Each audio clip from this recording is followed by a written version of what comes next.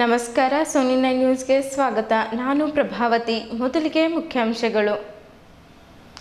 ಮನೆಕೆಲಸದ ಮಹಿಳೆಯರ ಮೇಲೆ ಪ್ರಜ್ವಲ್ ರೇವಣ್ಣರಿಂದ ಅತ್ಯಾಚಾರ ಖಂಡಿಸಿ ಗಲ್ಲು ಶಿಕ್ಷೆ ನೀಡಲು ಒತ್ತಾಯಿಸಿ ಕೆಪಿಸಿಸಿ ಮಹಿಳಾ ಘಟಕದಿಂದ ಬೀದರ್ ನಗರದಲ್ಲಿ ಪಂಜಿನ ಮೆರವಣಿಗೆ. ದೇಶದಲ್ಲಿ ಬೆಲೆ ಏರಿಕೆ ನಿಯಂತ್ರಣ ಮಾಡುವಲ್ಲಿ ಪ್ರಧಾನಿ ನರೇಂದ್ರ ಮೋದಿ ನೇತೃತ್ವದ ಎನ್ಡಿಎ ಸರ್ಕಾರ ಸಂಪೂರ್ಣ ವಿಫಲ. ಮಾಜಿ ಸಚಿವ ಎಚ್ ಆಂಜನೇಯ. ಬೀದರ್ ಲೋಕಸಭೆ ಚುನಾವಣೆ ಕಾಂಗ್ರೆಸ್ ಅಭ್ಯರ್ಥಿ ಸಾಗರ್ ಖಂಡ್ರೆ ಹಾಗೂ ಸ್ವತಂತ್ರ ಅಭ್ಯರ್ಥಿ ಡಾಕ್ಟರ್ ದಿನಕರ್ ಮೋರೆ ಅವರ ಮಧ್ಯೆ ಸ್ಪರ್ಧೆ. ಪದ್ಮಾಕರ್ ಪಾಟೀಲ್. ನನಗೆ ಗೆಲ್ಲಿಸಿದ್ದರೆ ಕೊಳಗೇರಿಗಳಲ್ಲಿ ವಾಸಿಸುವ ಜನರಿಗೆ ಮನೆಗಳು ನಿರ್ಮಿಸಿಕೊಡುವೆ. ಗೋಪಾಲ್ ಎಂಪಿ. ಬೀದರ್ ಲೋಕಸಭೆ ಚುನಾವಣೆ ಪಕ್ಷೇತರ ಅಭ್ಯರ್ಥಿ ರೌಫುಲ್ ಅವರಿಗೆ ಪ್ರಹಾರ. ಜನಶಕ್ತಿ ಪಾರ್ಟಿ ಬೆಂಬಲ ಕಾಳೆ. ಹಳೆಂಬೂರದಲ್ಲಿ ಸಡಗರ ಸಂಭ್ರಮ ಹಾಗೂ ಹರ್ಷೋಲ್ಲಾಸದಿಂದ ಶರಣ ವೀರಭದ್ರಪ್ಪನವರ 77ನೇ ಜಾತ್ರಾ ಮಹೋತ್ಸವ ಆಚರಣೆ. ಸುದ್ದಿಯ ವಿವರಗಳು.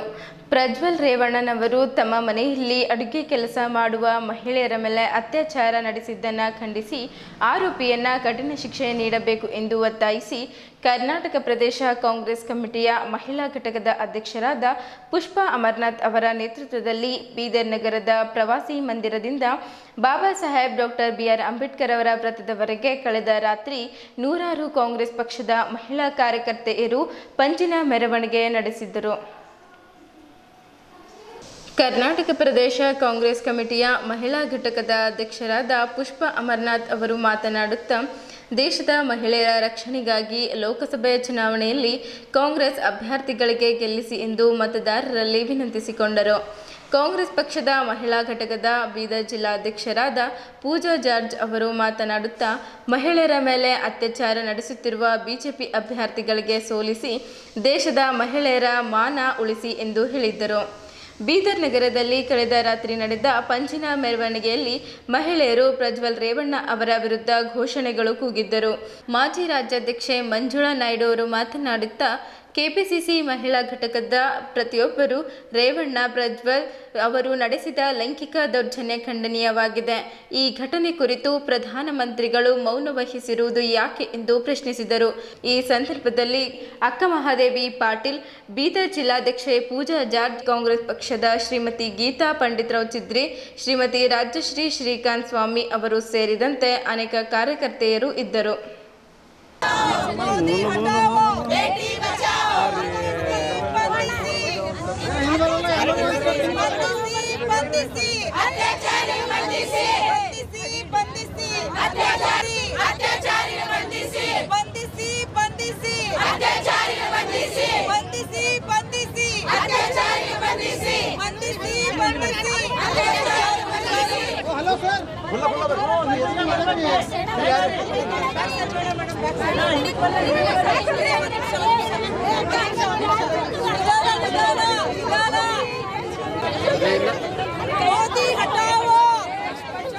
मोदी हटाओ, मोदी हटाओ, मोदी हटाओ, बेटी बचाओ, मोदी हटाओ, बेटी बचाओ, मोदी हटाओ, बेटी बचाओ, मोदी हटाओ, बेटी बचाओ, मोदी हटाओ,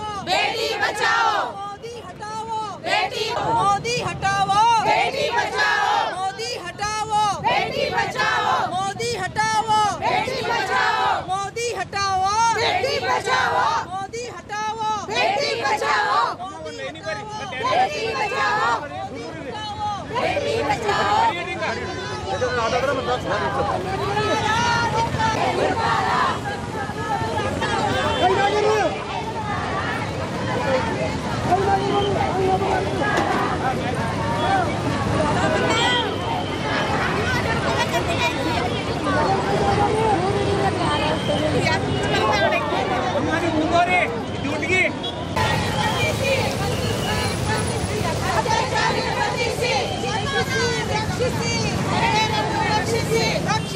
ರಕ್ಷಿಸಿ ಮಹಿಳೆಯರನ್ನ ರಕ್ಷಿಸಿ. ಧಿಕ್ಕಾರ ಧಿಕ್ಕಾರ ಬಿಜೆಪಿಗೆ, ಧಿಕ್ಕಾರ ಧಿಕ್ಕಾರ ಧಿಕ್ಕಾರ ಬಿಜೆಪಿಗೆ, ಧಿಕ್ಕಾರ ಬಿಜೆಪಿಗೆ, ಧಿಕ್ಕಾರ ಬಿಜೆಪಿಗೆ, ಧಿಕ್ಕಾರ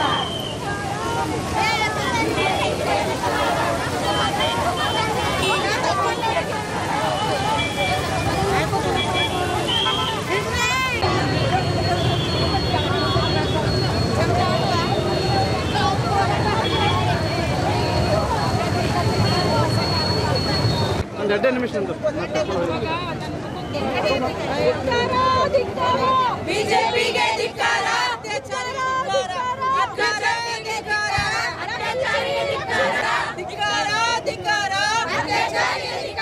ಬಂಧಿಸಿ ಬಂಧಿಸಿ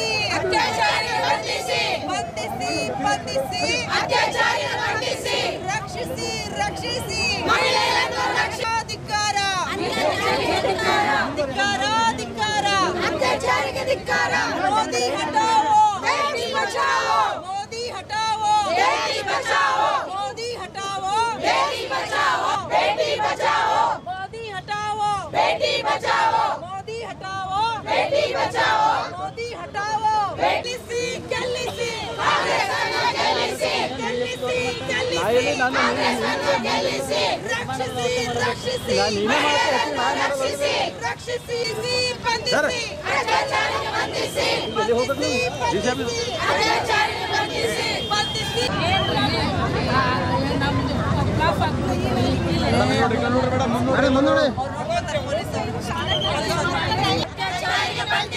ಬಂಧಿಸಿ ಬಂಧಿಸಿ ಅತ್ಯಾಚಾರಿಗೆ ಬಂಧಿಸಿ ಬಂಧಿಸಿ ಅತ್ಯಾಚಾರಿಗೆ ಬಂಧಿಸಿ ರಕ್ಷಿಸಿ ರಕ್ಷಿಸಿ ಮಹಿಳೆಯರನ್ನು ರಕ್ಷಿಸಿ ರಕ್ಷಿಸಿ ರಕ್ಷಿಸಿ ಮಹಿಳೆಯರನ್ನು ರಕ್ಷಿಸಿ ರಕ್ಷಿಸಿ ರಕ್ಷಿಸಿ ಮಹಿಳೆಯರನ್ನು ರಕ್ಷಿಸಿ ರಕ್ಷಿಸಿ ರಕ್ಷಿಸಿ ಮಹಿಳೆಯರನ್ನು ರಕ್ಷಿಸಿ ಗೆಲ್ಲಿಸಿ ಕಾಂಗ್ರೆಸ್ ಅನ್ನು ಗೆಲ್ಲಿಸಿ ಗೆಲ್ಲಿಸಿ ಗೆಲ್ಲಿಸಿ ಕಾಂಗ್ರೆಸ್ ಅನ್ನು ಗೆಲ್ಲಿಸಿ ಮೋದಿ ಹಟಾವೋ ಬೇಟಿ ಬಚಾವೋ ಮೋದಿ ಹಟಾವೋ ಬೇಟಿ ಬಚಾವೋ ಮೋದಿ ಹಟಾವೋ ಬೇಟಿ ಬಚಾವೋ ಮೋದಿ ಹಟಾವೋ ಬೇಟಿ ಬಚಾವೋ ಮೋದಿ ಹಟಾವೋ ಬೇಟಿ ಹಟಾವೋ ಬೇಟಿ ಬಚಾವೋ ಮೋದಿ ಹಟಾವೋ ಬೇಟಿ ಬಚಾವೋ ಮೋದಿ ಹಟಾವೋ ಬೇಟಿ ಬಚಾವೋ ಮೋದಿ ಹಟಾವೋ ಬೇಟಿ ಬಚಾವೋ ಮೋದಿ ಹಟಾವೋ ಬಂಧಿಸಿ ಬಂಧಿಸಿ ಬಂಧಿಸಿ ಕಾಮಕರನ್ನು ಬಂಧಿಸಿ ಬಂಧಿಸಿ ಬಂಧಿಸಿ ಕಾಮಕರನ್ನು ಬಂಧಿಸಿ ಬಂಧಿಸಿ ಬಂಧಿಸಿ ಕಾಮಕರನ್ನು ಬಂಧಿಸಿ ಈ ದೇಶಕ್ಕೆ ಮಹಿಳೆಯರನ್ನ ಕಾಪಾಡ್ತಕ್ಕಂಥ ಪಕ್ಷ ಅಧಿಕಾರಕ್ಕೆ ಬರಬೇಕು. ಸಾಕಷ್ಟು ಅತ್ಯಾಚಾರಗಳು ನಡೀತಾ ಇದ್ದಾವೆ, ಮಹಿಳೆಯರ ಮೇಲೆ ದೌರ್ಜನ್ಯ ನಡೀತಾ ಇದೆ. ಆ ದೌರ್ಜನ್ಯ ಮಾಡಿದವ್ರಿಗೇನೆ ಇವರು ಟಿಕೆಟ್ ಕೊಡ್ತಾರೆ, ಅವ್ರನ್ನ ಗೆಲ್ಲಿಸಿ ಅಂತೇಳಿ ಪ್ರಧಾನಮಂತ್ರಿ ಅವರು ಬಂದು ಭಾಷಣ ಮಾಡ್ತಾರೆ. ಈ ದೇಶದಲ್ಲಿ ಮಹಿಳೆಯರಿಗೆ ರಕ್ಷಣೆ ಇಲ್ಲ. ಈ ದೇಶದಲ್ಲಿ ಅತ್ಯಾಚಾರಿಗಳಿಗೆ ಮಾತ್ರ ರಕ್ಷಣೆ ಇರೋದು. ಹಾಗಾಗಿ ಈ ಒಂದು ಸಂಸತ್ ಚುನಾವಣೆಯಲ್ಲಿ ದೇಶ ಭವಿಷ್ಯವನ್ನು ಚೇಂಜ್ ಮಾಡಬೇಕಾಗಿದೆ, ಬದಲಾವಣೆಯನ್ನು ತರಬೇಕಾಗಿದೆ, ಮೋದಿಯನ್ನು ಸೋಲಿಸಬೇಕಾಗಿದೆ, ಬಿಜೆಪಿಯನ್ನು ಸೋಲಿಸಬೇಕಾಗಿದೆ. ಈ ದೇಶಕ್ಕೆ ಬೇಕಾಗಿರ್ತಕ್ಕಂಥದ್ದು ಕಾಂಗ್ರೆಸ್ನ ತರಬೇಕು. ಯಾಕಂದರೆ ಕಾಂಗ್ರೆಸ್ಸು ಮಹಿಳೆಯರ ಪರವಾದ ಪಕ್ಷ, ಮಹಿಳೆಯರಿಗೆ ಗ್ಯಾರಂಟಿಗಳನ್ನು ಕೊಟ್ಟು ಅವ್ರನ್ನ ಸಬಲೀಕರಣ ಮಾಡ್ತಾ ಇರ್ತಕ್ಕಂಥ ಪಕ್ಷ. ಹಂಗಾಗಿ ಕಾಂಗ್ರೆಸ್ ಅಭ್ಯರ್ಥಿಯನ್ನು ಎಲ್ಲ ಕಡೆ ದೇಶದಲ್ಲಿ ಗೆಲ್ಲಿಸಿ ಈ ಒಂದು ದೇಶವನ್ನು ರಕ್ಷಣೆ ಮಾಡಬೇಕು, ಮಹಿಳೆಯರನ್ನ ರಕ್ಷಣೆ ಮಾಡಬೇಕಂತೇಳಿ ನಾವು ಪಾದಯಾತ್ರೆಯನ್ನು ಮಾಡಿದ್ದೇವೆ. ಮತ್ತು ಹಾಸನದಲ್ಲಿ ನಡೆದಂಥ ಪೆನ್ ಡ್ರೈವ್ಗೆ ಸಂಬಂಧಿಸಿದಂಗೆ ಇರ್ತಕ್ಕಂಥ ಹೆಣ್ಣುಮಕ್ಕಳು ಇವತ್ತು ನಾನು ಕೇಳ್ಕೊಳ್ತೇನೆ, ಅವ್ರ ಪರವಾಗಿ ನಾವಿದ್ದೇವೆ ಅಂತ ಈ ಒಂದು ಪಾದಯಾತ್ರೆ ಮುಖಾಂತರ ನಾವು ಸಂದೇಶವನ್ನು ಕೊಟ್ಟಿದ್ದೇವೆ. ಅವರು ಧೈರ್ಯವಾಗಿರಬೇಕು, ಧೈರ್ಯವಾಗಿ ಬಂದು ಹೇಳಿಕೆಯನ್ನು ಕೊಡಬೇಕು, ಸರ್ಕಾರ ಅವ್ರಿಗೆ ರಕ್ಷಣೆ ಕೊಡಬೇಕು. ನಾವು ಕೂಡ ಅವ್ರ ಪರವಾಗಿ ಹೋರಾಡ್ತೇವೆ, ಅವ್ರ ಪರವಾಗಿ ಇರ್ತೇವೆ. ಅವ್ರಿಗಾದ ಅನ್ಯಾಯದ ವಿರುದ್ಧ ನಾವೆಲ್ಲರೂ ಕೂಡ ಇನ್ನೂ ಉಗ್ರ ಪ್ರತಿಭಟನೆಯನ್ನು ಮಾಡ್ತೀವಿ. ಅವರ ಒಂದು ಕಣ್ಣೀರಿಗೆ ನ್ಯಾಯವನ್ನು ಕೊಡಿಸ್ತಕ್ಕಂಥ ಕೆಲಸವನ್ನು ನಾವು ಮಹಿಳಾ ಕಾಂಗ್ರೆಸ್ಸು ಪ್ರತಿಯೊಬ್ಬರು ಕೂಡ ಈ ರಾಜ್ಯದ ಪ್ರತಿಯೊಬ್ಬರು ಕೂಡ ಮಾಡಬೇಕಂತೇಳಿ ಕೇಳ್ಕೊಳ್ತಾ ಇದ್ದೇನೆ. ಜೈ ಹಿಂದ್, ಜೈ ಕಾಂಗ್ರೆಸ್. ಇವೆಲ್ಲ ಅನುಭವಿಸಿದ್ರಿ. ನಾವು ಒಂದು ಪಂಜಿಂದ ಪ್ರೊಸೆಷನ್ ಮಾಡಿದ್ವಿ, ಅದು ಮಶಾಲ್ದ ಪ್ರೊಸೆಷನ್ ಮಾಡಿದ್ವಿ. ಇದು ನಾವು ಏನು ಹೇಳ್ಬೇಕಂತ ಇದ್ದೀವಿ ಸ್ಟ್ರಾಂಗ್ಲಿ ಅಂತಂದ್ರೆ, ನಮಗೆ ಇದು ಡಬಲ್ ಸೈಡೆಡ್ ಪಾಲಿಟಿಕ್ಸ್ ಬೇಡ, ಡಬಲ್ ಸೈಡೆಡ್ ಪಾರ್ಟಿ ಬೇಡ. ನಮಗೆ ಪಾರ್ಟಿ ಯಾರು ಹೆಣ್ಮಕ್ಳಿಗೆ ಬಚಾಸ್ತಾರ, ಹೆಣ್ಮಕ್ಳು ಇಂಪಾರ್ಟೆಂಟ್ ಅದ ಅಂಥ ಪಾರ್ಟಿ ಬೇಕು. ಅದಕ್ಕೆ ನಿಮ್ಮೆಲ್ಲರಿಂದ ದಯವಿಟ್ಟು ಕೈ ಮುಗಿದು ಒಂದು ಏನು ಕೋರಿಕೆ ಅಂತಂದ್ರೆ, ನೀವೆಲ್ಲರೂ ಸೋಚ್ ವಿಚಾರ ಮಾಡಿ ಕಾಂಗ್ರೆಸ್ ಪಾರ್ಟಿಗೆ ವೋಟ್ ಹಾಕ್ರಿ, ಕಾಂಗ್ರೆಸ್ ಪಾರ್ಟಿಗೆ ಗೆಲ್ಲಿಸ್ರಿ. ಒಳ್ಳೆ ಒಂದು ಪಾರ್ಟಿ ಪಕ್ಷಕ್ಕೆ ಒಂದು ಒಳ್ಳೆ ಕ್ಯಾಂಡಿಡೇಟಿಗೆ ನೀವು ನಿಮ್ಮದು ಲೀಡರ್ ಅಂತ ಚುನಾವಣೆ ಮಾಡಿ ಎಲ್ಲ ಭಾಗದಲ್ಲಿ ಬರೀ ಬೀದರ್ ಅಂತಿಲ್ಲ, ಎಲ್ಲ ಡಿಸ್ಟ್ರಿಕ್ಟ್ಸ್ ಎಲ್ಲ ಕಡೆನೂ ನೀವು ಒಂದು ಒಳ್ಳೆ ಕಾಂಗ್ರೆಸ್ ಮನುಷ್ಯನ್ಗೆ ಚುನಾವಣೆ ಮಾಡಿ ಅವ್ರಿಗೆ MP ಸೀಟ್ ಕೊಡಿಸ್ರಿ, ನಮ್ಮ ರಾಹುಲ್ ಗಾಂಧಿ ಮೇಲೆ ತರ್ರಿ ಅಂತ ಕೋರಿಕೆ. ಇದು ನಮಗೆ ಒಂದು ಡಬಲ್ ಸೈಡೆಡ್ ಪಾಲಿಟಿಕ್ಸ್ ಬೇಡ, ಡಬಲ್ ಸೈಡೆಡ್ ಒಂದು ರಾಜಕಾರಣಿಗಳು ಬೇಡ. ನಮಗೆ ಹೆಣ್ಮಕ್ಳಿಗೆ ನೀಚ ತೋರಿಸೋದು, ಹೆಣ್ಮಕ್ಳಿಗೆ ಬೆಲೆನೇ ಇಲ್ಲ ಅಂಥದ್ದೊಂದು ಪಾರ್ಟಿ ನಮಗೆ ಬೇಡ ಈ ದೇಶದಲ್ಲಿ. ಅದಕ್ಕೆ ಇದು ಮಾಡಿರೋದು. ನಾವು ಪಾದಯಾತ್ರೆ ಇವತ್ತು ಬೀದರ್ ಮಹಿಳಾ ಕಾಂಗ್ರೆಸ್ ಕಡೆಯಿಂದ ಇದು ಪಾದಯಾತ್ರೆ ಆಯಿತು. ಇದೇ ನಾವು ಹೇಳ ಬಯಸಿದ್ವಿ. ಬೀದರ್ ನಗರದ ಬೀದರ್ ಜಿಲ್ಲಾ ಪತ್ರಿಕಾ ಭವನದಲ್ಲಿ ಕರೆದ ಸುದ್ದಿಗೋಷ್ಠಿಯಲ್ಲಿ ಮಾತನಾಡಿದ ಮಾಜಿ ಸಚಿವ ಎಚ್ ಆಂಜನೇಯ ಅವರು ಡಾಕ್ಟರ್ ಮನಮೋಹನ್ ಸಿಂಗ್ ನೇತೃತ್ವದ ಕೇಂದ್ರದ ಯುಪಿಎ ಸರ್ಕಾರದ 10 ವರ್ಷ ಉತ್ತಮ ಆಡಳಿತ ನೀಡಿತ್ತು, ಬೆಲೆ ಏರಿಕೆಯ ಮೇಲೆ ನಿಯಂತ್ರಣ ಸಾಧಿಸಿತ್ತು. ಆದರೆ ನರೇಂದ್ರ ಮೋದಿ ಅವರ ನೇತೃತ್ವದ ಕೇಂದ್ರದ ಎನ್ಡಿಎ ಸರ್ಕಾರ ಕಳೆದ 10 ವರ್ಷಗಳಲ್ಲಿ ಬೆಲೆ ಏರಿಕೆ ನಿಯಂತ್ರಣ ಮಾಡುವಲ್ಲಿ ಸಂಪೂರ್ಣ ವಿಫಲವಾಗಿದೆ ಎಂದು ಆರೋಪಿಸಿದರು. ಈ ಸುದ್ದಿಗೋಷ್ಠಿಯಲ್ಲಿ ವಿಧಾನ ಪರಿಷತ್ ಸಂಚೇತಕ ಸಲೀಂ ಅಹಮದ್, ಬೀದರ್ ಜಿಲ್ಲಾ ಕಾಂಗ್ರೆಸ್ ಸಮಿತಿಯ ಅಧ್ಯಕ್ಷ ಬಸವರಾಜ್ ಚಪ್ಶೆಟ್ಟಿ, ವಿಧಾನ ಪರಿಷತ್ ಸದಸ್ಯ ಅರವಿಂದ್ ಕುಮಾರ್ ಅರಳಿ, ಸಂಜಯ್ ಜಾಗೀರ್ದಾರ್, ರವಿದಾಸ್ ಗೋಡೆ, ಚಂದ್ರಕಾಂತ್ ತಿಪ್ಪಳಗಾವ್, ಮನ್ನನ್ ಸೇಠ್, ಜಾರ್ಜ್, ಶಾಮರಾವ್, ಸಂಜು ಸೇರಿದಂತೆ ಇನ್ನಿತರರು ಉಪಸ್ಥಿತರಿದ್ದರು. ಕಾಂಗ್ರೆಸ್ ಸ್ಥಾನಗಳು 28ರಲ್ಲಿ 15ರಿಂದ 20 ಸ್ಥಾನಗಳು ಇವತ್ತು ಕಾಂಗ್ರೆಸ್ಗೆ ಸ್ಪಷ್ಟವಾಗಿ ಗೆಲುವನ್ನು ಸಾಧಿಸುವ ಎಲ್ಲ ಲಕ್ಷಣಗಳಿವೆ. ಎಲ್ಲ ಕಡೆಗೂ ಕೂಡ ಜನ ಬೆಂಬಲ ಇರೋದರಿಂದ ಈ ಬಾರಿ ನಾವು ಹೆಚ್ಚು ಸ್ಥಾನವನ್ನು ಗೆಲ್ಲುವುದರ ಮೂಲಕ ಜನಸೇವೆಗೆ ಮತ್ತಷ್ಟು ಸೇವೆ ಮಾಡಲು ನಾವು ಸಿದ್ಧರಾಗ್ತಾಯಿದ್ದೀವಿ ಅಂತಕ್ಕಂಥ ವಿಷಯವನ್ನು ನಿಮ್ಮ ಗಮನಕ್ಕೆ ತರಕ್ಕೆ ಇಚ್ಛೆಪಡ್ತೀನಿ. BJP ಸುಳ್ಳೆಂದರೆ ಬಿ ಜೆ ಪಿ ಎಂದರೆ ಸುಳ್ಳು ಎಂದರೆ ಅವರಿಗೆ ಏನು ನಮ್ಮ ಮುಖ್ಯಮಂತ್ರಿಗಳು ಹೇಳ್ತಾರೆ, ಅವ್ರ ಮನೆ ದೇವರು ಅಂತಂದೇಳಿ ಅವರು ಏನೆಲ್ಲ ಸುಳ್ಳುಗಳನ್ನು ಹೇಳಿದ್ದಾರೆ ಅನ್ನೋದಕ್ಕೆ ನಾನು ಸಂಕ್ಷಿಪ್ತವಾಗಿ ಹೇಳೋಕ್ಕೆ ಇಚ್ಛೆಪಡ್ತೀನಿ. 2014ರ ಹಿಂದೆ ನಾವು ಈ ರಾಷ್ಟ್ರವನ್ನು ಆಳ್ತಾ ಇದ್ವಿ. ಮನಮೋಹನ್ ಸಿಂಗ್ ಅಂತಕ್ಕಂಥ ಒಬ್ಬ ಆರ್ಥಿಕ ತಜ್ಞ ಸಂಪನ್ನ ರಾಜಕಾರಣಿ 10 ವರ್ಷಗಳ ಕಾಲ ಈ ರಾಷ್ಟ್ರವನ್ನು ಮುನ್ನಡೆಸಿದರು. ಆಗ ಎಲ್ಲ ಬೆಲೆಗಳನ್ನು ಕೂಡ ನಿಯಂತ್ರಣದಲ್ಲಿಟ್ಟಿದ್ದರು. ಆಗ 14ರಲ್ಲಿ ಇದ್ದಂಥ ಬೆಲೆಗಳೆಷ್ಟು, ಈಗಿನ ಬೆಲೆಗಳೆಷ್ಟು ಅನ್ನೋದನ್ನು ನೀವು ನೋಡಬೇಕು. ಆಗ ಈ BJP ಅವರು ಏನು ಹೇಳ್ತಿದ್ರು ಅಂದರೆ, ಬೆಲೆಗಳ ನಿಯಂತ್ರಣ ಮಾಡುವಲ್ಲಿ ಸಂಪೂರ್ಣವಾಗಿ ಮನಮೋಹನ್ ಸಿಂಗ್ ಸರ್ಕಾರ ಮತ್ತು ಕಾಂಗ್ರೆಸ್ಸು ವಿಫಲವಾಗಿದೆ. ಇವರು ಬಡವರ ವಿರುದ್ಧವಾಗಿದ್ದಾರೆ, ರೈತರ ವಿರುದ್ಧವಾಗಿದ್ದಾರೆ, ಶ್ರಮಿಕರ ವಿರುದ್ಧವಾಗಿದ್ದಾರೆ, ನಿರುದ್ಯೋಗಿಗಳ ವಿರುದ್ಧ ಇದ್ದಾರೆ ಎಂಬ ಇತ್ಯಾದಿ ಅಪಾದನೆಗಳನ್ನು ಮಾಡಿ ನಮ್ಮನ್ನು ನಿಂದಿಸ್ತಾ ಇದ್ದರು. ಜನರಿಗೆ ಒಳ್ಳೆ ಭರವಸೆ ಕೊಟ್ಬಿಟ್ರು, ಬೆಲೆಯೆಲ್ಲ ನಿಯಂತ್ರಣ ಮಾಡ್ತೀವಿ, ರೈತರ ಆದಾಯವನ್ನು ದುಪ್ಪಟ್ಟು ಮಾಡ್ತೀವಿ, ವಿದೇಶದಲ್ಲಿರ್ತಕ್ಕಂಥ ಕಾಂಗ್ರೆಸ್ಸಿಗರ ಹಣನೆಲ್ಲ ಏರ್ಕೊಂಬಂದು ನಿಮ್ಮೆಲ್ಲರ ಅಕೌಂಟಿಗೆ 15 ಲಕ್ಷ ಹಾಕ್ಬಿಡ್ತೀನಿ, ನಿರುದ್ಯೋಗಿ ಯುವಕರಿಗೆ ಪ್ರತಿ ವರ್ಷ 2,000 ಉದ್ಯೋಗ ಕೊಡ್ತೀನಿ, ಬೆಲೆಗಳ ಏರಿಕೆಯಿಂದ ಬಡವರು ಬೆಂಕಿಯಲ್ಲಿ ಬೆಂದು ಸಾಯ್ತಾ ಇದ್ದಾರೆ, ಅವ್ರನ್ನ ಯಾರಿಗೂ ಕೂಡ ನಾವು ಸಹಾಯ ಕೊಡಲ್ಲ, ಅವ್ರಿಗೆ ರಕ್ಷಣೆ ಕೊಡ್ತೀವಿ, ಅವ್ರಿಗೆ ಅತ್ಯಂತ ಕಡಿಮೆ ದರದಲ್ಲಿ ಎಲ್ಲ ವಸ್ತ್ರ ಇದಿರ್ಬೋದು ಎಲ್ಲ ಬೆಲೆಗಳನ್ನು ಇಳಿಸ್ತೀವಿ ಅಂತಂದು ಹೇಳಿ ಅಧಿಕಾರಕ್ಕೆ ಬಂದಂಥ ಸುಳ್ಳು ಹೇಳಿ ಬಂದಂಥ ವಚನ ಭ್ರಷ್ಟ ಈ BJP ಮತ್ತು ಪ್ರಧಾನಿ ನರೇಂದ್ರ ಮೋದಿ ಅವರು ಇವತ್ತು ಏನು ಮಾಡಿದ್ದಾರೆ ಈ ರಾಷ್ಟ್ರಕ್ಕೆ ಅನ್ನೋದನ್ನು ನಾವು ಕೇಳ್ತಿದ್ದೀವಿ. ಅವರಿಗೆ ಮತ ಕೇಳುವ ನೈತಿಕತೆಯೇ ಇಲ್ಲ. ಕೇವಲ ಸುಳ್ಳು. ಇವತ್ತೇನಾದರೂ ಸುಳ್ಳಿಗೆ ಈ ಪ್ರಪಂಚದಲ್ಲಿ ಆಸ್ಕರ್ ಅವಾರ್ಡ್ ಕೊಡಬೇಕಾದ್ರೆ ಅದು ಸನ್ಮಾನ್ಯ ನರೇಂದ್ರ ಮೋದಿಯು ಸಲ್ಲದಷ್ಟು ಸುಳ್ಳುಗಳನ್ನು ಹೇಳಿದ್ದಾರೆ. 10 ವರ್ಷ ಆಯಿತು, ಯಾವುದೇ ಒಂದೇ ಒಂದು ಪ್ರೆಸ್ ಕಾನ್ಫರೆನ್ಸ್ ಮಾಡಿ ನನ್ನ ಕಾರ್ಯಕ್ರಮಗಳ ಬಗ್ಗೆ ಹೇಳೋಂಥ ಧೈರ್ಯ ಸನ್ಮಾನ್ಯ ನರೇಂದ್ರ ಮೋದಿಗೆ ಇರಲಿಲ್ಲ. ನಮ್ಮ ಸರ್ಕಾರ ಅವ್ರು ಹೇಳೋದು ದೊಡ್ಡ ಭಾಷಣಗಳು ಮಾಡಿದ್ರು. ನಮ್ಮ ಸರ್ಕಾರ ಅಧಿಕಾರಕ್ಕೆ ಬಂದರೆ 100 ದಿನಗಳಲ್ಲಿ ಸ್ವಿಟ್ಜರ್ಲೆಂಡ್ನ ಕಪ್ ಹಣ್ಣು ತಂದುಬಿಟ್ಟು ಪ್ರತಿಯೊಬ್ಬರ ಅಕೌಂಟ್ಗೆ 15 ಲಕ್ಷ ಹಾಕ್ತೀವಿ ಹೇಳಿದ್ರು. 10 ವರ್ಷ ಆಯಿತು, 15 ರೂಪಾಯಿ ಹಾಕಲಿಲ್ಲ. ನಮ್ಮ ಸರ್ಕಾರ ಅಧಿಕಾರಕ್ಕೆ ಬಂದರೆ ಯುವಕರಿಗೆ ಉದ್ಯೋಗ ಕೊಡ್ತೀನಿ, ಪ್ರತಿ ವರ್ಷ 2 ಕೋಟಿ 20 ಕೋಟಿ ಉದ್ಯೋಗ ಕೊಡಬೇಕಾಯಿತು, 20 ಲಕ್ಷ ಕೊಡಲಿಲ್ಲ. 2ನೇ ಸುಳ್ಳು. ನಮ್ಮ ಸರ್ಕಾರ ಅಧಿಕಾರಕ್ಕೆ ಬಂದರೆ ರೈತರಿಗೆ ಡಬಲ್ ಇನ್ಕಮ್ ಮಾಡ್ತೀನಿ ಹೇಳಿದ್ರಿ, ರೈತರಿಗೆ ಯಾವ ಡಬಲ್ ಇನ್ಕಮ್ ಆಗಲಿಲ್ಲ. ಯಾವ ಘನ ಕಾರ್ಯ ಮಾಡಿದ್ದಾರೆ ಅಂತ ಜನ ಇವತ್ತು ಭಾರತೀಯ ಜನತಾ ಪಾರ್ಟಿ ಓಟ್ ಹಾಕಬೇಕು. ನಮ್ಮ ಸರ್ಕಾರ ಅಧಿಕಾರದಲ್ಲಿರುವಾಗ UPA ಸರ್ಕಾರ, ಮನಮೋಹನ್ ಸಿಂಗ್ ಪ್ರೈಮ್ ಮಿನಿಸ್ಟರ್ ಇರುವಾಗ ಪೆಟ್ರೋಲ್ ಬೆಲೆ 55 ರೂಪಾಯಿ ಇತ್ತು, 100ಕ್ಕೆ ದಾಟಿದೆ. ಇದಕ್ಕೆ ಜನ ಓಟ್ ಹಾಕಬೇಕಾ? ನಮ್ಮ ಸರ್ಕಾರ ಅಧಿಕಾರದಲ್ಲಿರುವಾಗ ಗ್ಯಾಸ್ ಬೆಲೆ 400 ರೂಪಾಯಿ ಇತ್ತು, 1000ಕ್ಕೆ ದಾಟಿದೆ, ಅದಕ್ಕೆ ಜನ ಓಟ್ ಹಾಕಬೇಕಾ? ಎಲ್ಲ ಬೆಲೆ ಏರಿಕೆ ಆಗಿದೆ, ಆದರೆ ಅದನ್ನು ತಡೆಯುವಂಥ ಶಕ್ತಿ BJPಗೆ ಇಲ್ಲ. ಕೇವಲ ಮನ್ ಕಿ ಬಾತ್ ಅಂತ ಜನರಿಗೆ ಮೋಸ ಮಾಡಿಬಿಟ್ಟು 10 ವರ್ಷ ಹೇಳಿದ್ರು. ಜನ ಇವತ್ತು ಮನ್ ಕಿ ಬಾತ್ ಅಲ್ಲ, ಕಾಮ್ ಕಿ ಬಾತ್ ಕೇಳ್ತಾರೆ. ನಿಮ್ಮ ಕೆಲಸ ಏನಿದೆ ಅಂತ ಹೇಳ್ತಾರೆ. ಜನ BJPಯಿಂದ ಭ್ರಮನಿಷ್ಠರಾಗಿದ್ದಾರೆ, ಬದಲಾವಣೆ ಬಯಸ್ತಾ ಇದ್ದಾರೆ. ಇವತ್ತು ದೇಶದಲ್ಲಿ ಶಾಂತಿ, ನೆಮ್ಮದಿ, ಸಹಬಾಳ್ವೆ, ಅಭಿವೃದ್ಧಿ ಆಗಬೇಕಾದ್ರೆ ಕಾಂಗ್ರೆಸ್ ನೇತೃತ್ವ ಸರ್ಕಾರ ಕೇಂದ್ರದಲ್ಲಿ ಬರಬೇಕು ಅಂತ ಜನ ಇವತ್ತು ಚರ್ಚೆ ಮಾಡ್ತಾ ಇದ್ದಾರೆ, ಇವತ್ತು ತೀರ್ಮಾನಕ್ಕೆ ಬಂದಿದ್ದಾರೆ. ಇವತ್ತು ಭಾರತೀಯ ಜನತಾ ಪಾರ್ಟಿಯವರು ವೋಟ್ ಕೇಳಿದ ನೈತಿಕ ಹಕ್ಕನ್ನು ಕಳ್ಕೊಂಡಿದ್ದಾರೆ. ಕೇವಲ ಪ್ರಚಾರದಿಂದ ಇಡೀ ನರೇಂದ್ರ ಮೋದಿ ಇಡೀ ಪ್ರಪಂಚ ಸುತ್ತಾಡೋದು ಅಷ್ಟೇ. ಅದು ಬಿಟ್ಟರೆ ಯಾವುದೇ ಒಂದು ಅಭಿವೃದ್ಧಿ ಕಾರ್ಯಕ್ರಮ ಕೇವಲ ಶ್ರೀಮಂತರಿಗೆ, ಅದಾನಿ ಅಂತವ್ರಿಗೆ, ರಿಲಯನ್ಸ್ ಅಂತವ್ರಿಗೆ ಸಹಾಯ ಮಾಡಿದ್ರು. ಇವತ್ತು ಜನ ಅದನ್ನು ಗಮನಿಸ್ತಾ ಇದ್ದಾರೆ.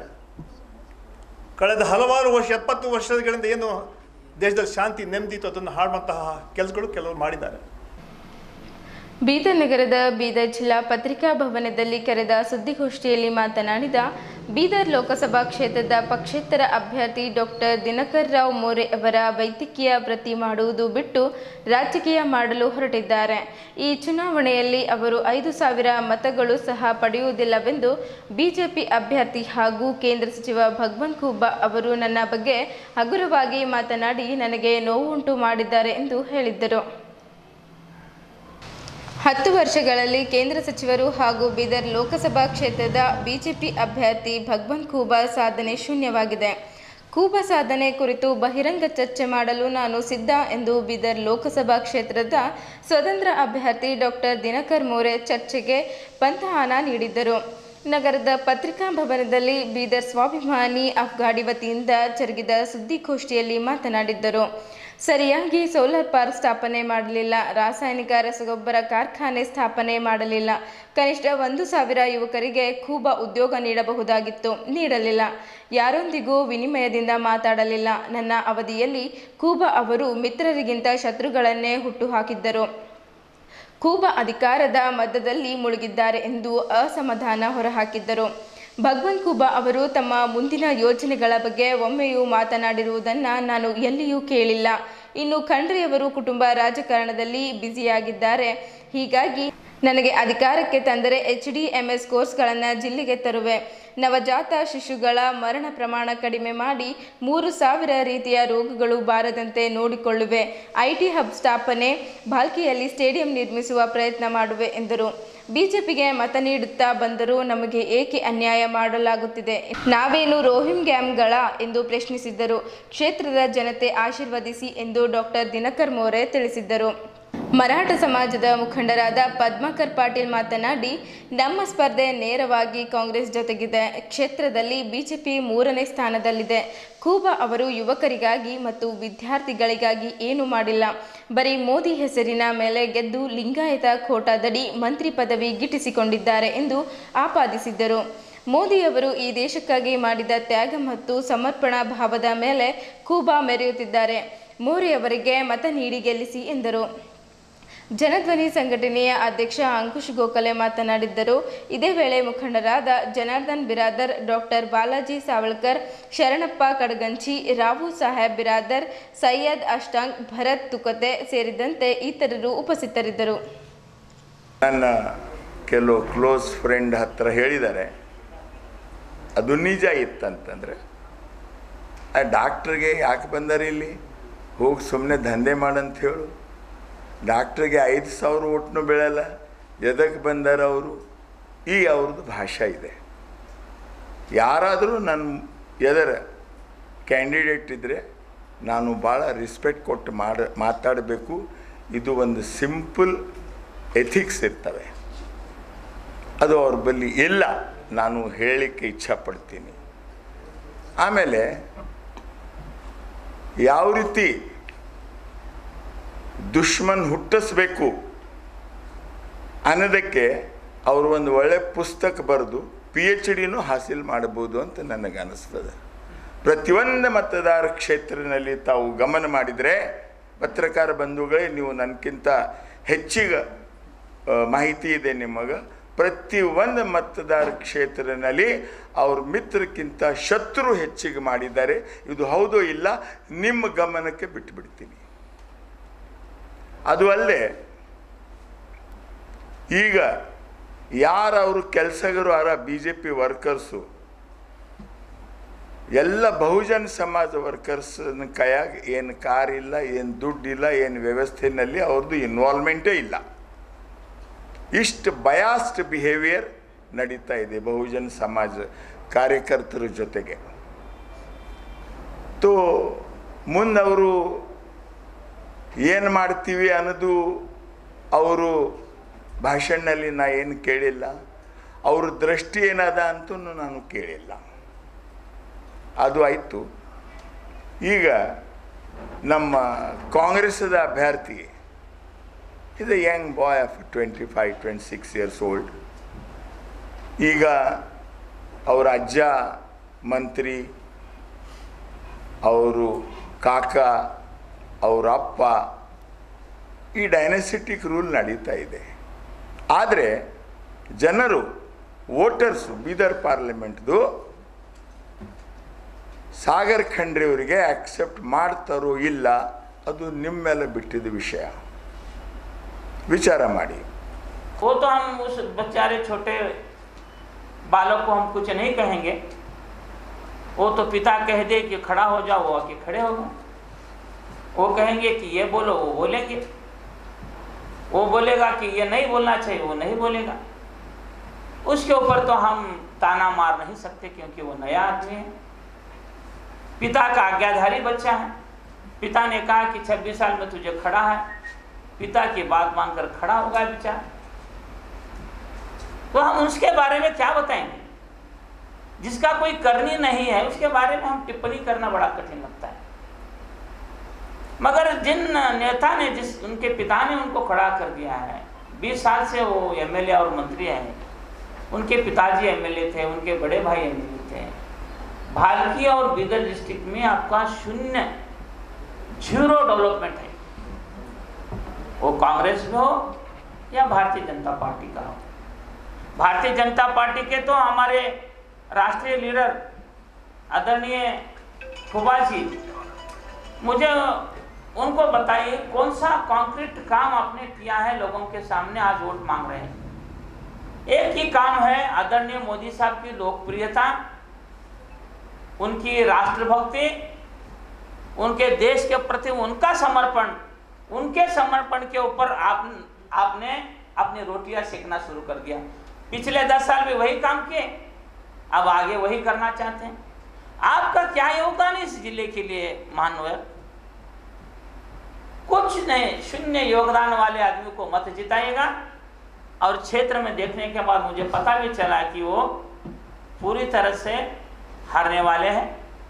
हमारी फाइट अगर होगी तो वो कांग्रेस और डॉक्टर दिनकर मोरे के बीच में होगा।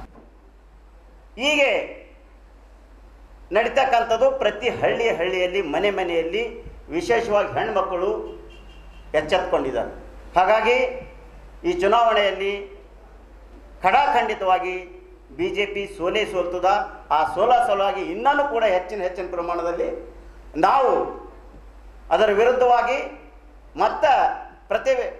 ಸ್ವತಂತ್ರ ಅಭ್ಯರ್ಥಿಯಾದಂಥ ದಿನಕರ್ ಮೋರೆ ಅವರ ಪರವಾಗಿ ನಾವು ಪ್ರತಿ ಹಳ್ಳಿಯಲ್ಲಿ ಓಡಾಡ್ತಾ ಇದ್ದೇವೆ. ಓಡಾದ ಮಧ್ಯದಲ್ಲಿ ಈ ಜಿಲ್ಲೆಯಲ್ಲಿ ಏನು ಕುಟುಂಬ ರಾಜಕೀಯ ಅಂತ ಈಗಾಗಲೇ ಇದಕ್ಕಿಂತ ಮುಂಚೆ ನಾವು ಪತ್ರಿಕಾಗೋಷ್ಠಿ ಮಾಡಿದ್ದೆವು, ಅದರಲ್ಲಿ ಸವಿವರವಾಗಿ ಹೇಳಿದೆವು.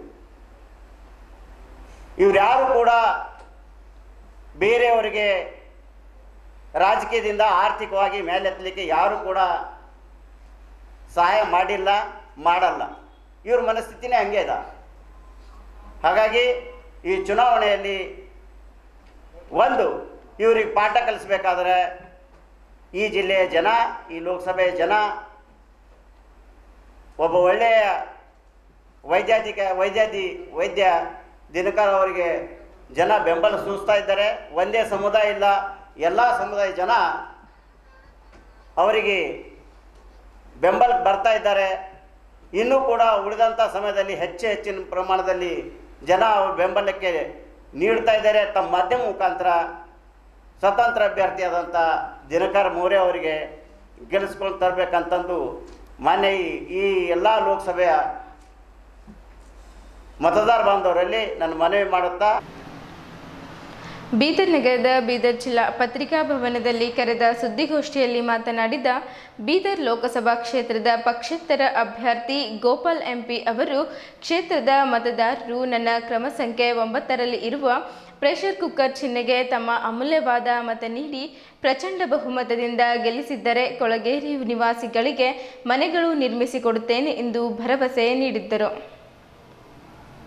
ಬೀದರ್ ಲೋಕಸಭೆ ಪಕ್ಷೇತರ ಅಭ್ಯರ್ಥಿಯಾಗಿ ಸ್ಪರ್ಧಿಸಿದ ಗೋಪಾಲ್ ಎಂಪಿ ಗಾರಂಪಳ್ಳಿ ಅವರು ಮಾತನಾಡುತ್ತಾ, ಲೋಕಮಾನ್ಯ ಸಂವಿಧಾನ ಶಿಲ್ಪಿ ಡಾಕ್ಟರ್ ಬಿ.ಆರ್. ಅಂಬೇಡ್ಕರ್ ಅವರು ಮತದಾನದ ಹಕ್ಕನ್ನು ಕೊಟ್ಟು ನಾವು ದೇಶವಾಳುವ ದೊರೆಗಳಾಗಬೇಕೆಂದು ನಮಗೆ ಒತ್ತಿ ಹೇಳಿದ್ದರು.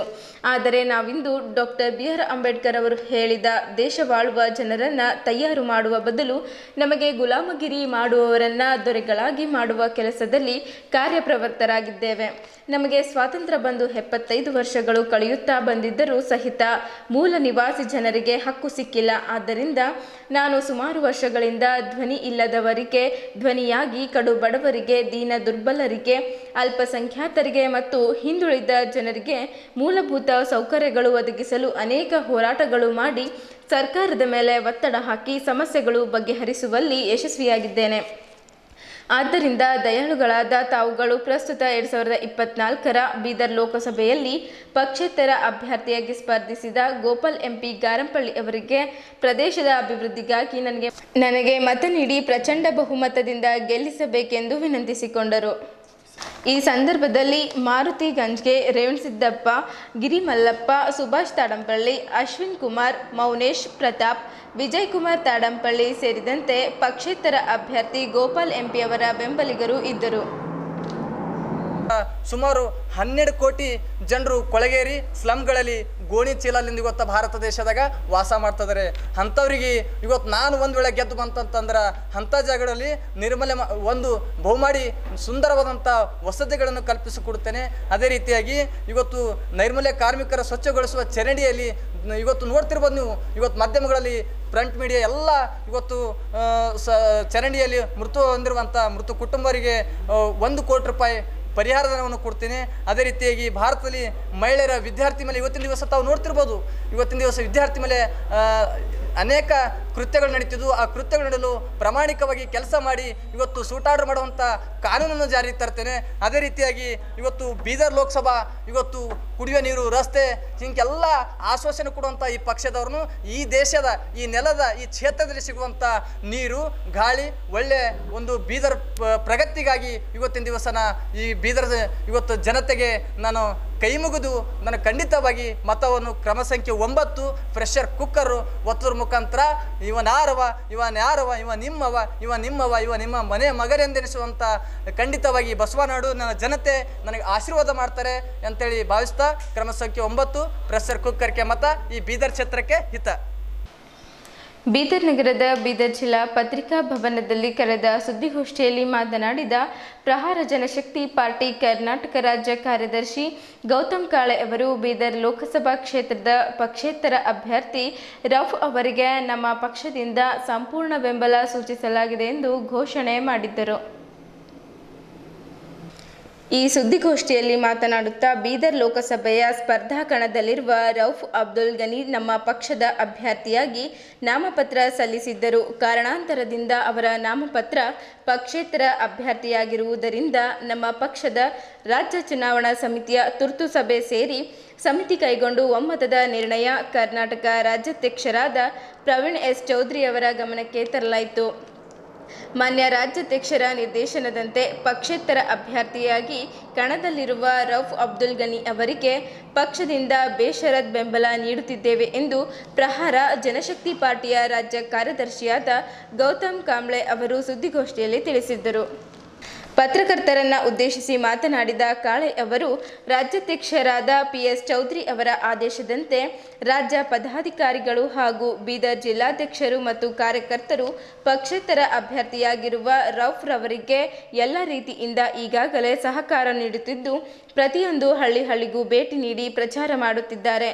ರೌಫ್ ಅಬ್ದುಲ್ ಗನಿಯವರನ್ನು ಪ್ರಚಂಡ ಬಹುಮತದಿಂದ ಗೆಲ್ಲಿಸಲು ನಮ್ಮ ಪಕ್ಷದ ಕಾರ್ಯಕರ್ತರು ಶ್ರಮಿಸುತ್ತಿದ್ದಾರೆ ಎಂದು ಕಾಳೆ ಅವರು ತಿಳಿಸಿದ್ದರು.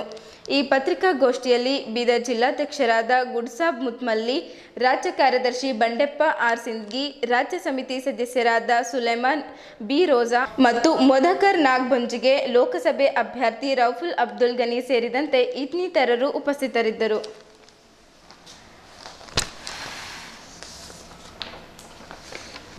ಪ್ರಹಾರ ಜನಶಕ್ತಿ ಪಾರ್ಟಿ ವತಿಯಿಂದ ರೌಫ್ ಸರ್ಗೆ ಬೆಂಬಲ ಇದೆ. ನಮ್ಮ ಪಕ್ಷ ಕಡೆಯಿಂದ ಅವರಿಗೆ ಬೆಂಬಲ ಕೊಡ್ತಾಯಿದ್ದೀವಿ. ಅವರೇನಾದ್ರು ಇಂಡಿಪೆಂಡೆಂಟ್ ಅಭ್ಯರ್ಥಿಯಾಗಿದ್ದರು. ನಮ್ಮ ಪಕ್ಷದಿಂದ ನಮ್ಮ ಸ್ಟೇಟ್ ಅಧ್ಯಕ್ಷರಾದ PS ಚೌಧರಿ ಸಾಹೇಬರು, ರಾಷ್ಟ್ರೀಯ ಅಧ್ಯಕ್ಷರಾದರು ಓಂ ಪ್ರಕಾಶ್ ಬಚ್ಚುಕೋಡು ಸಾಹೇಬರು ಎಲ್ಲ ನಮ್ಮ ಪಕ್ಷಕ್ಕೆ ವತಿಯಿಂದ ನಾವು ಬೀದರ್ ಲೋಕಸಭಾ ಅಭ್ಯರ್ಥಿಗಾಗಿ ರೌಫ್ ಸರ್ಗೆ ನಮ್ಮ ಪಕ್ಷ ಕಡೆಯಿಂದ ಬೆಂಬಲ ಕೊಡ್ತಾಯಿದ್ದೀವಿ ಸರ್. ನಿಮ್ಮ ರೌಫರ್ ಇದು ನಿಮ್ಮ ಬೆಂಬಲ ಕೊಡ್ತೀನಿ ಅಂತ ಕೇಸಿ ಅಂದರು. ಎಲ್ಲಕ್ಕಿಂತ ಮೊದಲು ನಮ್ಮ ಪರ್ವೇನು ಸ್ಟೇಟ್ ಪ್ರೆಸಿಡೆಂಟ್ಗೆ ನಮಸ್ಕಾರ ಮಾಡ್ತೀನಿ. ಅವ್ರ ಕಡೆದು ನಾ ಇಲ್ಲಿ ಬೀದರ್ ಲೋಕಸಭಾಕ್ಕೆ ಅಭ್ಯರ್ಥಿ ಆಗಿ ಇಲ್ಲಿ ಬಂದು ಇದು ಮಾಡ್ದೆ. ಇನ್ನೊಂದು ಏನದ ಅಂದ್ರೆ ಎಲ್ಲ ನಮ್ಮ ಪಾರ್ಟಿಯವರು ಕಾರ್ಯದರ್ಶಿ ಎಲ್ಲರಿಗೆ ಕಾರ್ಯಕರ್ತವ್ರಿಗೆ ಎಲ್ಲರಿಗೆ ನನ್ನ ನಮಸ್ಕಾರ. ಮತ್ತು ಇನ್ನೊಂದು ಅದ ಅಂದ್ರೆ ನಮ್ಮ ಬೀದರ್ ಜಿಲ್ಲೆ ಎಷ್ಟು ಜನ ಹರ ಅವರಿಗೆ ನಮ್ಮ ಕಡೆದು ನಮಸ್ಕಾರ ಮಾಡ್ತೀನಿ. ಯಾಕಂದ್ರೆ ನಂಗೆ ಅವಕಾಶ ಕೊಟ್ಟರು ಅಂದರೆ ಮುಂದೆ ನಮ್ಮದು ಹೆಂಗೆ ಪರಿಸ್ಥಿತಿ ಅದ, ಉಪ್ಪಕ್ಕೆ ಖಾರ ಹತ್ತಲ್ಲ, ಖಾರಕ್ಕೆ ಉಪ್ಪು ಹತ್ತಲ್ಲ. ನಾ ಪರಿಸ್ಥಿತಿ ಗಂಭೀರ ಒಂದು ಬಡವ್ರು ಮನೆದ ಬಂದು ಇಲ್ಲಿ ನಿಂತಿದ್ದ ನಿಮ್ಮ ಬೀದರ್ಗೆ ಇದಕ್ಕೆ. ಯಾಕಂದ್ರೆ ಈಗ ಮಾಡ್ಬೇಕಂದ್ರೆ ಈಗ ಜನ ಕೈದಾಗ್ಯದ. ಈಗ ಯಾರು ಏನು ಮಾಡ್ದಾರ ಭೀ ಯಾರು ಬರಪ್ಲೇ ಇಲ್ಲ. ಜನ ಮನಸ್ಸು ಮಾಡ್ದಾರೆ ಬರ್ಬೋದು. ಯಾಕಂದ್ರೆ ಎಲ್ಲ ನಮ್ಮ ಅಕ್ಕ ತಂಗಿಯರಿಗೆ ಎಲ್ಲವ್ರಿಗೆ ನಾ ಕೈ ಮುಟ್ಟಿ ಜೋಡಿಸಿ ಹೇಳ್ತೀನಿ ಅವ್ರಿಗೆ, ನೋಡ್ರಿ ಅಮ್ಮ ಯಾರಿಗೆ ಇದು ಮಾಡ್ತಾರೆ ಅವರಿಗೆ ಮಾಡಿರಿ. ನಾವು ಏನು ಎಸಿದಾಗ ಎಲ್ಲಿ ಮಕ್ಕೊಂಬವ್ರು ಅಲ್ಲ. ನಮ್ಮ ಯಾರು ಬಡ್ರು ಕಾಂದವ್ರು ಭಾಳ ಪರಿಸ್ಥಿತಿ ಗಂಭೀರ ಅದ ನಮ್ಮದು. ಎಲ್ಲ ನಮ್ಮ ಸಾಬರು ನಮ್ಮ ಪಾರ್ಟಿದವ್ರು ಅಂದರು ರೌಫರೇ ಬೀದರ್ ಜಿಲ್ಲೆಗೆ ನೀವು ಬಂದು ಹೋಗಿ ಅಲ್ಲಿ ಲೋಕಸಭಾಕ್ಕೆ ನಿಂದಿರಿ ಅಂತಿಸಿ ಎಲ್ಲವ್ರು ಹೇಳಿರು. ಗುಲ್ಬರ್ಗ ಇದ್ದಾಗ ನಾ ಭಾಳ ಕೆಲಸ ಮಾಡಿದ್ದ ಜನದು ಮತ್ತು ಜನದ ಜೊತೆಗೆ ನಾ ಇದ್ದ ಅಲ್ಲಿ. ಯಾಕಂದ್ರೆ ನಂದು ಒಂದು ಸಂಘಟನೆ ಇತ್ತು. ಸಂಘಟನೆ ಇದ್ದಾಗ ಎಲ್ಲ ಜನ ನಂದು ಭಾಳ ಬೆಂಬಲಿತ್ತು. ಆ ಪ್ರಕಾರ ಎಲ್ಲ ನಮ್ಮ ಸಾಬರು ನೋಡಿ ನಮ್ಮ ಮುತ್ತುವಲಿ ಗುಡು ಸಾಬ್ ಅಂದರು ಪರ್ವೀನ್ ಸರ್ಗೆ, ಇಲ್ಲರಿ ಸರ್ ನಮ್ಮ ರೌಫರು ಒಳ್ಳೇದವರ, ನಾಳೆಗೆ ಅವ್ರಿಗೆ ಟಿಕೆಟ್ ಕೊಟ್ಟರಂದ್ರೆ ಅಲ್ಲಿ ಅನುಕೂಲ ಆಗ್ತದ ಅಂಕೇಸ ನಮ್ಮ ಎಲ್ಲ ಸಾಬರು ಹೇಳೋರು. तो मैं आगे तुम्हारे लिए कुछ कर सकता हूँ, इसलिए मैं गुलबर्गा डिस्ट्रिक्ट छोड़ के बीदर लोकसभा में आया। इधर आने के बाद और सब में बड़ा मैं हमारे DC साहब को मेरा नमस्कार बोलता हूँ। उन्होंने बहुत ये करके नहीं ये बोल के मेरे को यहाँ ठहरने के लिए एक मौका दिए, उनको सब में मेरा नमस्कार. ಹೈಕೋರ್ಟ್ ಆರ್ಡರ್ ಮಾಡಿಸಿದಾನ, ಎಲ್ಲ ಜನ ಸಲಕ್ಕೆ ಅಲ್ಲೇ ಇರ್ತೀನಿ, ಎಲ್ಲ ಜನಕ್ಕೆ ನಾ ಅವಕಾಶ ಮಾಡಿದ. ಅವ್ರ ಬಲ್ಲಿಂದ ₹1 ನಾ ತೊಗೊಂಡಿಲ್ಲ. ನನ್ನ ನಾ ದುಡ್ದು ಕೇಸಿ ನಾ ಬಿಸಿಲಾಗ ಓಡಾಡಿ ಎಲ್ಲ ಮಾಡ್ಕೇಸಿ ನಾ ಅವ್ರಿಗೆ ಇದು. अब जो है ना आगे यहाँ पर जीत के आए तो जो है गरीब के लिए घरा घर तुम बोल रहे हैं, और जो है ना जिसको जगह नहीं है उसको जगह कर तुम बोल के हमारा राव बोले. उसके बारे में हम भी आए, समझो पहली बार ठहरा करें, कोशिश कर रहे हैं. आगे भी जो है ना कारपेटर को जो है डालने वाले हैं सब आगे. ಬೀದರ್ ತಾಲೂಕಿನ ಹಳೆಯಂಬೂರು ಗ್ರಾಮದಲ್ಲಿ ಶರಣ ವೀರಭದ್ರಪ್ಪನವರ 77ನೇ ಜಾತ್ರಾ ಮಹೋತ್ಸವ ಸಡಗರ ಸಂಭ್ರಮ ಹಾಗೂ ಹರ್ಷೋಲ್ಲಾಸದಿಂದ ದಿನಾಂಕ 23ರಿಂದ 29ರವರೆಗೆ ಸಡಗರ ಸಂಭ್ರಮ ಹಾಗೂ ಹರ್ಷೋಲ್ಲಾಸದಿಂದ ಆಚರಣೆ ಮಾಡಲಾಯಿತು. ಪೂಜ್ಯ ಶ್ರೀ ಬಾಬುರಾವ್ ಮಲ್ಕಾಪುರ್ ಮಹಾರಾಜರ ದಿವ್ಯ ಸಾನ್ನಿಧ್ಯ ಹಾಗೂ ಶಿವಣಿ ಮತ್ತು ಹಲ್ಬರ್ಗದ ಪೂಜ್ಯ ಶ್ರೀ ಹಾವಲಿಂಗೇಶ್ವರ ಶಿವಾಚಾರ್ಯ ಸ್ವಾಮಿಗಳ ನೇತೃತ್ವದಲ್ಲಿ ಪ್ರತಿನಿತ್ಯ ವಿವಿಧ ಕಾರ್ಯಕ್ರಮ ಭಜನೆಗಳನ್ನು ನಡೆಸಿಕೊಟ್ಟರು.